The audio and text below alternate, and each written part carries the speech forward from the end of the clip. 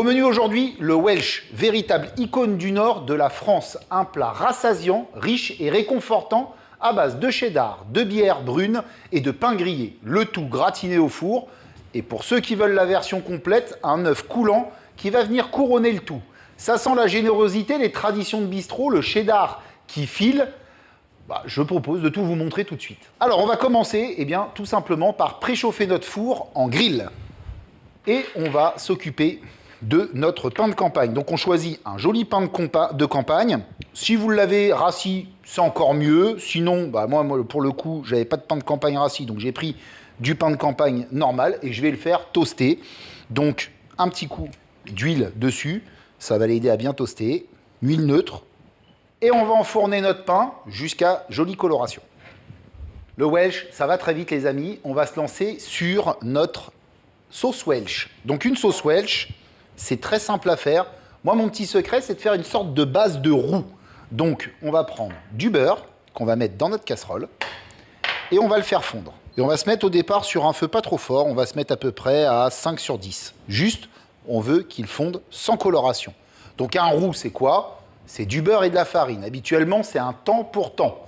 Là, on va mettre 3 fois plus de beurre que de farine, parce qu'on ne veut pas que notre sauce ait le goût de farine. Juste, ça va m'aider à bien lier ma sauce. Et pourquoi je fais ça, je vous explique, c'est que ça va bien me tenir également mon fromage et je vais avoir un fromage qui va bien être filandreux.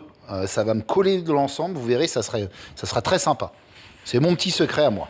En attendant qu'il fonde, on va partir sur le cœur de notre sauce. C'est du cheddar.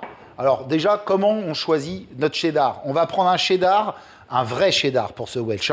Un vrai cheddar, c'est quoi? C'est un cheddar qui a été maturé, c'est-à-dire affiné. On l'a laissé vieillir pendant 9 à 18 mois. Plus il va vieillir, plus il sera sec ce cheddar. Et en fin de compte, il sera puissant et facile à fondre sans faire en fin de compte de grains dans votre sauce. Vous savez, quand vous faites des Welsh, souvent vous mettez, si vous prenez des cheddar industriels, genre ceux qu'on trouve là dans les grandes surfaces qui sont pas top, en fondant, après il va devenir granuleux. Alors vous allez essayer de mixer et tout, vous allez vous embêter. Le cheddar, c'est originaire d'Angleterre. Il a été adopté dans le Schnorr pour faire le Welsh. À la base, il le faisait avec du maroilles.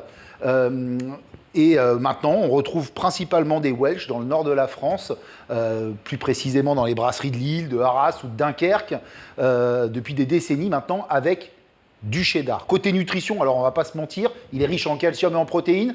Après, le cheddar est aussi gras qu'il est gourmand. Donc, on le mange pour le plaisir, mais pas pour faire un marathon, les amis. Donc, moi, ici, mon cheddar, il est déjà râpé. C'est un cheddar maturé, important.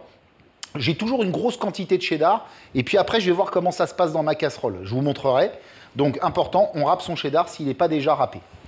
Notre beurre ici, il est fondu. Superbe. Je vais pouvoir monter un tout petit peu mon feu. Je vais passer à 7 sur 10. Et je vais incorporer ma farine. Donc, pas de panique. Contrairement à un roux habituel, là, on va avoir quelque chose qui va rester très liquide. C'est normal. Ça, on va juste le faire cuire un tout petit peu. Pourquoi? Parce que ça va éviter qu'après notre sauce ait le goût de farine. On fait cuire un tout petit peu notre farine sans la faire colorer. Pour un bon Welsh, il faut choisir une bonne bière. Donc, on peut prendre de la bière brune, de la bière ambrée, surtout pas de Guinness, les amis, une bière du Schnorr. On ouvre notre bouteille et là, je vais incorporer ma bière dans mon roux.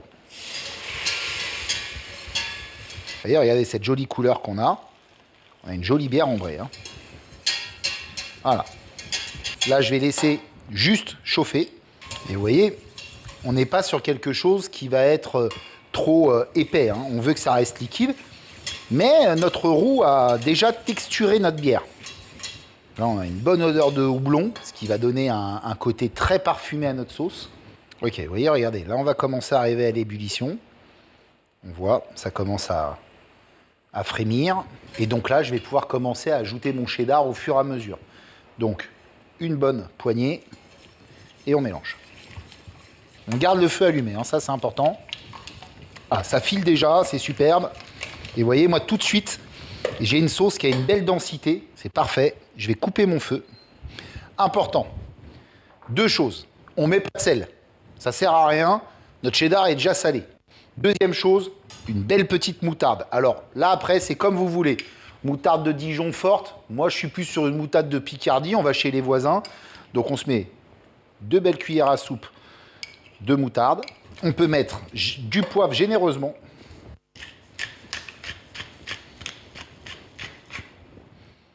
Voilà, superbe. Et regardez comment ça file. Vous avez vu ça un peu? Là, on est au top. Je prends ma sauce, je me mets ici. Donc ça, c'est bon, c'est prêt, la sauce est prête. Faut pas traîner. On va regarder notre pain. Il est toasté, le timing est parfait. Donc là, ce qui est bien, c'est qu'on a un pain qui est bien croustillant, mais en dessous, il est encore moelleux. Et ça, c'est top, parce qu'il va pouvoir se gorger un petit peu de sauce. On se prend un plat à gratin. Alors moi, j'ai 4 petits plats, hein, des plats individuels. Je vais mettre mes tranches de pain au fond de mes plats. Donc là, alors, dans la tradition, il y en a certains qui aiment mettre un petit peu de bière sur les tranches de pain. Je sais que ça se fait. Moi, personnellement, j'aime pas trop. Après, c'est selon vos goûts. Ce qui est important, là, c'est qu'on va se prendre un beau jambon. Jambon cuit à l'os, jambon blanc. Hein, pas de jambon fumé, c'est une hérésie. On se met une tranche pliée en deux sur le pain. Hein, c'est vraiment un plat très simple. Ça va être le moment le plus délicat. C'est venir mettre notre sauce parce qu'elle va être déjà très filandreuse. Donc, une louche. Et on y va, on coule. Alors certains aiment quand elle est beaucoup plus liquide. Moi j'aime bien quand elle est comme ça parce qu'elle va bien gratiner. Parce qu'on va le repasser au four. Je vais enfourner mes Welsh 5 à 7 minutes jusqu'à ce qu'ils gratinent. C'est parti. Allez, on se fait la version complète du Welsh, donc œuf au plat. On s'allume notre plaque, on se la met à 7 sur 10. Un filet d'huile dans le fond du plat. On attend que l'huile chauffe. Et là, on se casse nos 4 œufs. Voilà. Alors, on aurait pu se mettre un emporte-pièce pour avoir quelque chose de bien nickel. C'est un plat terroir, on ne s'embête pas. On va les assaisonner en sel et en poivre.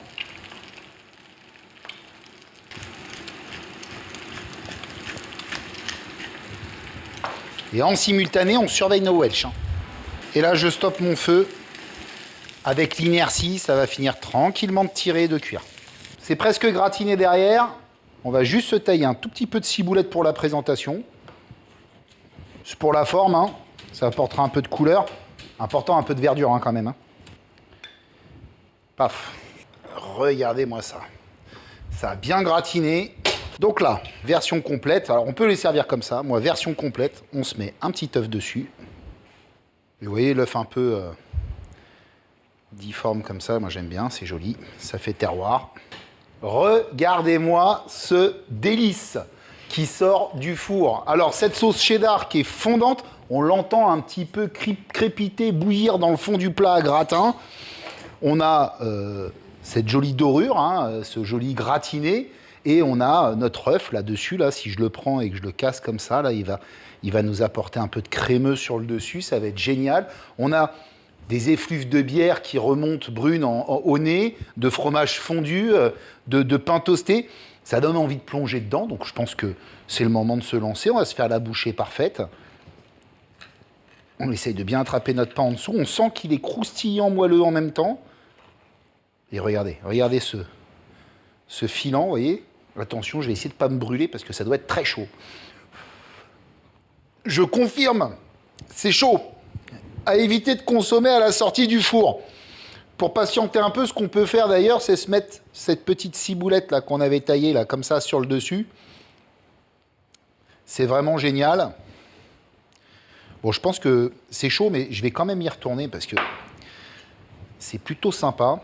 Alors le Welsh, les amis, hein, on peut se le servir avec des frites, bien évidemment. Hein, dans le Schnorr, c'est souvent les frites. Petite salade à l'échalote, c'est pas mal aussi. Vinaigrette à l'échalote, là.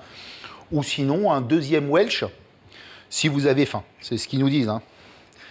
Deuxième Welsh si on a faim, ouais, pourquoi pas. Je vous cache pas que déjà, moi, j'aurais du mal à entamer le deuxième. Allez, je me relance sur la deuxième bouchée. C'est génial, c'est puissant, c'est salé, juste comme il faut. Le cheddar a cette texture ultra nappante qui vous enveloppe la langue en bouche. Le Welsh complet, les amis, c'est pas une blague, c'est un manifeste. Je suis Food Welsh.